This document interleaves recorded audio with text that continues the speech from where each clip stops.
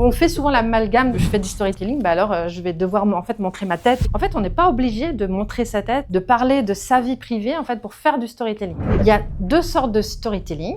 Il y a une partie où c'est vous le héros et il y a l'autre partie où c'est votre client le héros. Et ces deux parties, en fait, sont hyper complémentaires. Il y en a un qui vous apporte concrètement de la visibilité, qui crée en fait de l'attachement auprès de votre audience, alors qu'il y a l'autre qui vient chercher le client et qui lui fait passer à l'action. Donc, fait acheter en fait. Par exemple, le super-héros, c'est vous. Vous faites une séance photo avec un photographe, du coup, vous avez des photos à montrer, vous êtes souriant, vous les mettez sur votre site, sur vos réseaux, etc. La personne voit qui vous êtes et qui a créé justement ce produit, qui a créé ce service. Moi, je dirais que c'est la base. Et à côté, quand vous souhaitez que votre client soit le super-héros, il faut aller chercher en fait ses émotions et il faut plus parler en fait du jeu. Il faut l'engager émotionnellement dans votre produit en créant une histoire autour de cela pour que lui, derrière, il puisse se dire « Ok, qu'elle dégage, ça me plaît. » Mais aussi, je me sens prise un petit peu émotionnellement dans ce produit, donc je vais déclencher l'achat. Et c'est toute cette partie où vous pouvez faire appel, bien sûr, à des témoignages en fait de clients. C'est pas